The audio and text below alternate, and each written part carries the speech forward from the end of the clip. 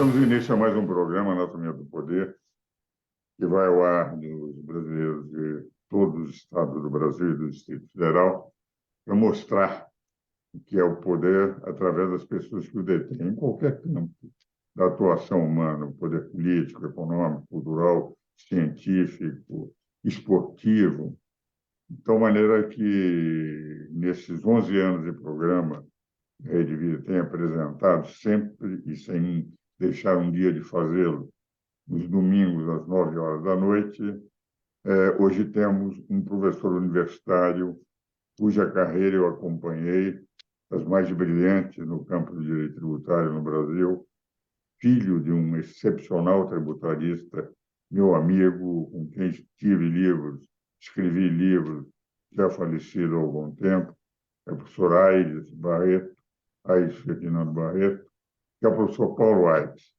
Então, nós vamos começar, antes de discutir o que nos parece no momento atual importante, que é a reforma tributária, nós vamos falar um pouco, antes de começar a discutir, sobre a carreira brilhante de Paulo Aires, pela própria boca do Paulo Aires. Meu querido Paulo, grande alegria de tê-lo aqui no meu programa. Gostaria que falasse um pouco do nosso telespectador, conhecer o que foi esse caminho extraordinário de brilhantismo, e eu o acompanhei desde o início e sei perfeitamente a respeitabilidade de Paulo Aires no Brasil inteiro. Professor Ives, é uma imensa satisfação retornar a este programa de muito sucesso. É a segunda vez aqui que tenho o privilégio de estar com o meu mestre.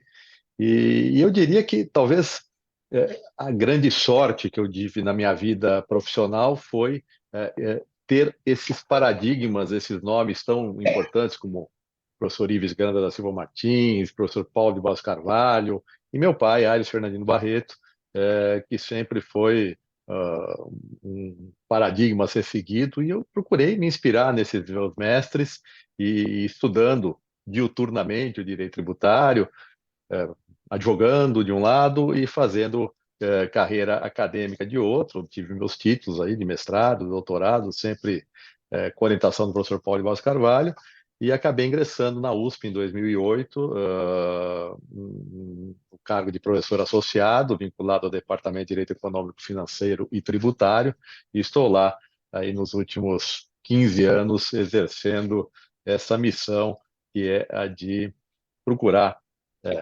repartir e transmitir conhecimentos em matéria tributária. Olha, exatamente. E eu tenho tido essa possibilidade, inclusive, de participar de bancas de doutoramento na USP, na companhia de Paulo Aires, e até em bancas presididas por Paulo Aires, de tal maneira que sei perfeitamente quanto isso é importante para o direito tributário no Brasil. Mas, meu querido professor Paulo Aires, eu gostaria de começar a discutir a proposta que parece que está sendo reformulada das PEC 110 e PEC 45 pelo governo do presidente Lula, dentro do denominado arcabouço orçamentário. Nós tivemos uma definição clara de tudo que ele pretende gastar, desde a aprovação ainda dentro do governo Bolsonaro, da chamada PEC, enfim, social, que representou uma definição de gastos de mais de 200 e poucos bilhões de reais, sem definição naquela ocasião de receita. Depois, essa luta do presidente Lula contra o Banco Central, sob a alegação de que os juros são elevados, e a resposta de Roberto Campos Neto, no sentido de que economia cabe ao governo balizar com dois caminhos. De um lado, uma política monetária, e de outro lado, uma política fiscal orçamentária, o que vale dizer, tendo, digamos, esses dois amparos, é possível programar uma evolução econômica do ponto de vista de desenvolvimento, uma evolução social no ponto de vista de atendimento dessas necessidades. Nós temos até agora a definição de gasto. o arcabouço está na dependência de uma reforma. E nessa reforma, o que nós temos é a pretendida simplificação do sistema, praticamente nivelando todas as alíquotas, fazendo uma ou outra exceção, e a manutenção, no campo dos impostos indiretos, de dois sistemas ao mesmo tempo. O sistema atual, com redução gradativa das alíquotas, e o novo sistema, que vai dizer, para se simplificar, nós vamos complicar, já na proposta já não é mais 10 anos, mas pelo menos por 6 anos. Mas você vê, ainda falando só dos impostos indiretos, dos chamados impostos reais, dos tributos reais, melhor dizendo, essa proposta do governo. Bom, professor Ives, nos últimos 40 anos, aí, 39 que eu tenho me dedicado à área tributária, se fala em reforma no nosso sistema, ano após ano, e ela não tem saído pelas dificuldades inerentes a esse tema. Não é singelo fazer reforma tributária, porque isso envolve muitos interesses. A reforma que está posta aí, e não está posta desde o governo anterior e não pertencia ao governo anterior, assim como até o presente momento é difícil identificar se há alguma novidade em relação ao que entende ser correto este governo. Ela surge a meu sentir, fora dos ambientes governamentais, e ela tem um mantra que é: não vamos aumentar a arrecadação. Esse mantra precisa ser bem examinado, porque de verdade ele esconde uma informação importante. Ou seja, nesse processo teórico de simplificação, eu acho que simplificação não há, eu tenho efetivamente uma alocação de boa parte da carga tributária, que hoje está mais concentrada na indústria, alcançando fortemente outros setores, como o setor de serviços, como o agronegócio, e eu chamaria atenção para a circunstância de que o setor de serviços é o setor que mais emprega neste país. E com essa movimentação da carga tributária, olhando da perspectiva do chamado contribuinte de direito, entre esses setores, eu passo a colocar em risco o próprio emprego, na medida em que as empresas que mais geram emprego vão sofrer, essa sim, um aumento de carga para que possa haver redução da indústria, de um lado. De outro, se fala muito em simplificação com essa junção de impostos, mas veja, vamos imaginar esse mesmo setor de serviços. Hoje, as empresas que estão no simples, mais as que optam pelo lucro presumido, acabam por representar praticamente 90% das pessoas jurídicas brasileiras, e elas recolhem os seus tributos olhando para uma linha da demonstração de resultados, que é a linha que informa a receita obtida. O sistema proposto traz complexidade. As empresas optantes pelo lucro presumido, por exemplo, vão ter que apurar débitos e créditos na tributação sobre o consumo. Um escritório de advocacia, de assessoria econômica, vai ter que se preocupar com cada nota fiscal que entra, o que gera crédito, o que deixa de gerar. Portanto, não haverá simplificação. A complexidade aumentará, apesar da redução do número de tributos, e eu terei este fenômeno de uma movimentação de carga tributária entre setores de atividade econômica, que pode trazer resultados preocupantes à medida em que o emprego, a folha de salário, a mão de obra não gera crédito. E nesse sentido, haverá efetivamente um incremento de carga tributária em setores que geram muitos empregos no nosso país. Algo que também me preocupa muito, eu admito que nós tenhamos diversas alternativas e diversas exceções, o que leva à complexidade, por exemplo, tributos como PIS, COFINS, ICMS, ISS, PI. Mas, por outro lado, a compactação para simplificação extrema de uma alíquota única, separando um, dois ou três ou quatro, eles falam em até 5 setores, o que é muito pouco em função da diversidade, equiparar, por exemplo, perfumes a outros serviços de importância, admite que a saúde, educação, etc., mas terão uma complexidade maior. E o lucro presumido, que foi uma das grandes vitórias do governo Fernando Henrique, que simplificou monumentalmente a contribuição de mais de 90% dos contribuintes brasileiros, evidentemente vai ter um custo material. Mas você ter tudo isto ao lado de um novo sistema, e um velho sistema ainda funcionando, porque o que me preocupa são 6 anos, como eles estão dizendo agora, não serão mais 10, mais 6 anos, representam um presidente e meio, um mandato de um presidente e meio. Quer dizer, mesmo admitindo em tese que a eliminação de tributos, simplificando, eu acho a tese boa, nós vamos ter um impacto, enfim, muito grande de custo. Eu tenho um novo sistema.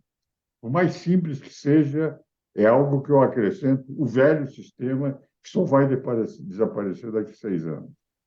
E, por fim, eu vou deixar isso para discutir no segundo bloco, o aspecto seguinte: nós vamos ter um órgão gestor da União a controlar para a partilha dos tributos nas diversas esferas.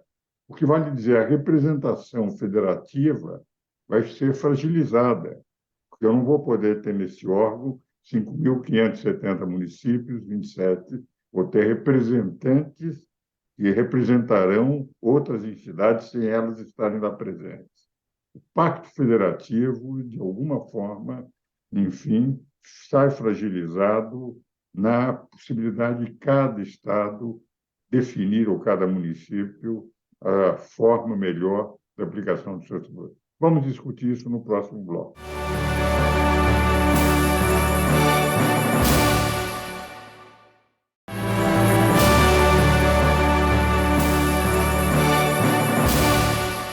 Damos continuidade ao programa Anatomia do Poder, hoje entrevistando o professor Paulo Aires Barreto, uma das grandes referências de direito tributário no Brasil. Como eu faço em todo o programa, eu mando um livro. Eu e seu pai, nas décadas de 70, estávamos constantemente frequentando comuns amigos, e o seu pai era leitor do livro O Caminho. Eu fiz, naquela ocasião, para cada ponto do caminho, uma meditação, uma reflexão. Então, esse livro saiu a questão de 3 semanas, e eu vou lhe mandar, como eu faço Muito com obrigado. todos os meus convidados, enviar um livro em cada programa. Voltando Muito agora, obrigado. meu caro Paulo, se nós tivermos essa manutenção na área de serviços com a complexidade, o problema em relação ao lucro presumido de 90% dos contribuintes que adotaram, que são, evidentemente, as empresas médias e pequenas. E se considerarmos que isso vai atingir a área de serviço e também afeta o Pacto Federativo, tudo isso vivendo ao mesmo tempo da manutenção do sistema anterior, nós temos também a discussão de que valeria a pena tributar empresa, no imposto de renda, na empresa e na distribuição de lucros. Quando, na verdade, essa é uma discussão que sempre me pareceu indiferente. Ou eu tributo pesadamente na empresa e recebo antes e sempre, ou eu tributo uma parte na empresa e uma parte na distribuição, recebo a distribuição depois e quando houver, se houver. O que vai dizer? Quando o governo foi para os 34%, foi com intenção de receber de imediato um número menor de contribuintes para fiscalizar, etc. Como você vê a possibilidade de adoção desse sistema, que vai representar um aumento, mesmo com a redução que pretendem da carga da empresa, fala-se de 34 para 29, qualquer alíquota acima de 10% representa um aumento razoável da carga atual. Tudo isso, como é que meu querido amigo também examina as propostas que são salvadoras dos gastos necessários já estabelecidos pelo governo federal? Pois bem, temos uma única certeza, que são os gastos, o volume de gastos, que é bastante significativo, bastante importante, e aparentemente o arcabouço fiscal deixou encoberta a informação de como será obtida a receita. Uma das críticas mais contundentes que eu faço é a falta de visão de todo, ou seja, não se evidencia com clareza qual é o caminho, seja na tributação do consumo, seja na tributação sobre a renda. Ainda hoje, pela manhã, na USP, para os meus alunos, eu mostrava o que ocorreu com as alíquotas do imposto sobre a renda de pessoas jurídicas no mundo inteiro de 2000 até 2023. E é notório o decrescimento das alíquotas de tributação de pessoas jurídicas no mundo, e o Brasil já está num patamar bastante mais elevado do que outros ordenamentos jurídicos. Talvez de forma justificada pela não tributação dos dividendos, ou seja, eles estão verdadeiramente tributados de forma concentrada na pessoa jurídica, o que me parece um sistema bastante prático, bastante eficiente, razoável. Quando se fala em tributar a distribuição de dividendos, só resta o caminho de diminuir a tributação da pessoa jurídica, e esses 29% me parecem ainda muito tímidos, seja na comparação com outros ordenamentos jurídicos, seja na configuração da carga tributária total incidente sobre a renda. O Brasil, claramente, com uma lógica dessa, ficará numa posição bastante agressiva de tributação em relação ao resto do mundo, o que acaba por tirar atratividade e competitividade do nosso sistema. Como dizia sempre, e ainda diz o ex-secretário da Receita Federal, Everardo Maciel, os sistemas tributários são competitivos e só existem os paraísos fiscais numa ponta porque existem os infernos tributários na outra. E é preciso que o Brasil tenha em perspectiva essa necessidade de ser um ambiente de negócios atrativo para quem aqui quer empreender, fazer negócios, gerar empregos, movimentar para o bem a economia brasileira. Dois sistemas convivendo ao mesmo tempo, aumentando o custo de conformidade, com uma lógica de maior tributação, seja da perspectiva setorial, seja da renda como um todo, vai trazer desafios econômicos muito significativos.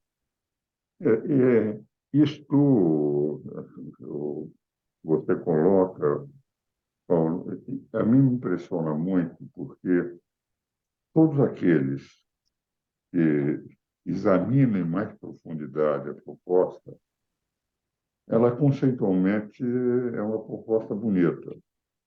Em vez de termos diversos tributos incidentes sobre a circulação de bens e serviços, vamos ter um.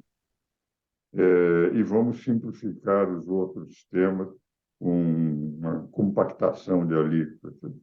Mas, do ponto de vista pragmático, como pôr isso em execução, certas ideias que ficam muito bonitas quando apenas ideias, mas quando se tem. Veja, por exemplo, nós temos 5.570 municípios. Desaparece o ISS, eles vão ter uma partida. No projeto que estão discutindo, por enquanto, na Câmara, não sei, que é a base de origem na Câmara dos Deputados, o que nós vamos ter? A possibilidade de a União, através desse órgão gestor, compensar todas aquelas entidades que vierem a perder receita, para que, já na implantação, ninguém venha a perder.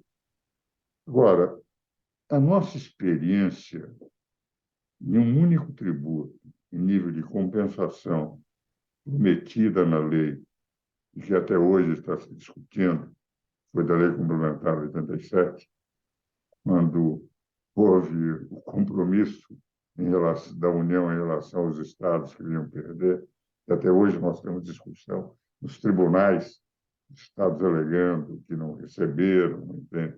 E todas as composições parecem ser boas, de repente são reabertas no momento da discussão. Imagine para 5.570 municípios que deixam de ter o seu ISS, para os estados que deixam de ter o seu ICM. A União deixa de ser o teu IPI. Tem-se o IBS, o Imposto de Bens e Serviços. Serão partilhados. E quem perder vai ser compensado. E quem ganhar? Como se fará o retorno? Será que eles retornarão ou o ganho serão apropriados para quem ganhar?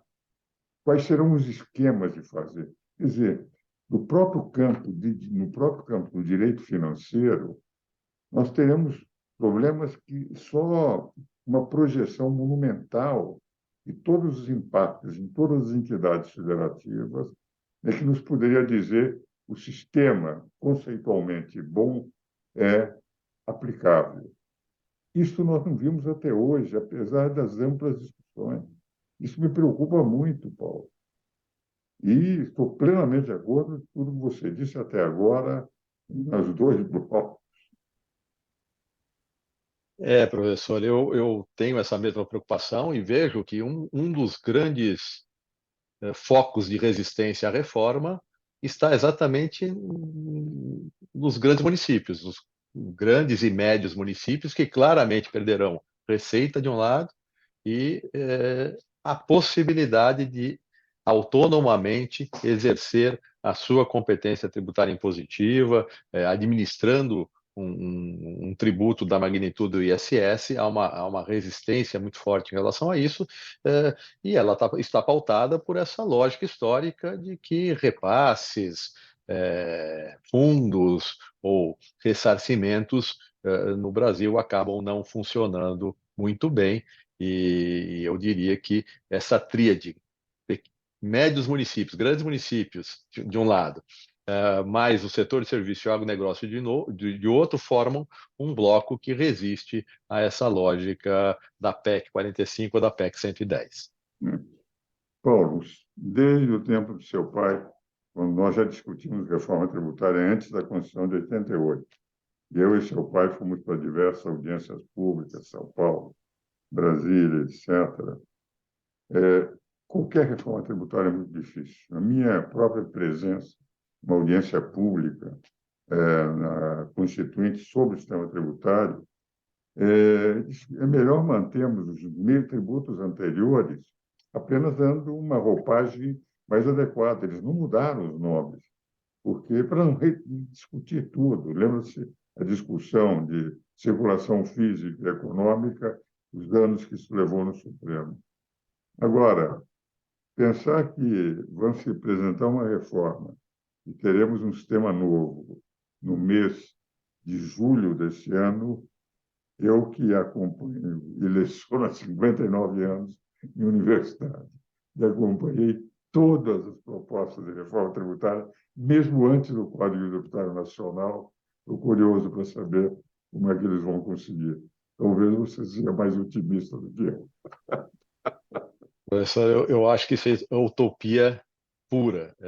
Efetivamente, o cenário é muito desafiador e eu já me surpreenderia com o bom êxito de uma votação que viesse a aprovar a reforma tributária até o final do ano, mas pensar em julho realmente é um excesso de otimismo e eu acho que não é muito razoável se assumir essas lógicas de muito otimismo diante de cenários que são extremamente desafiadores, com muitos problemas a serem enfrentados e resolvidos para que o país funcione. Eu só encerro aqui, professor Ives, lembrando uma frase de Leomar Baleiro, que era muito repetida por Geraldo Ataliba, né? Ele dizia que imposto bom era imposto velho.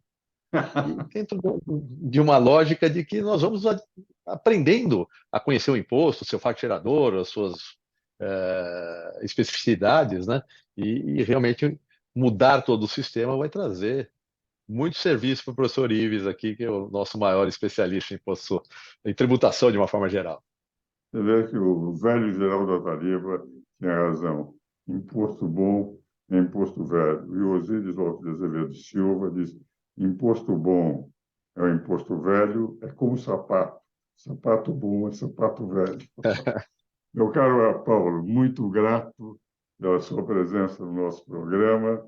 Caríssimos telespectadores, espero novamente no próximo domingo.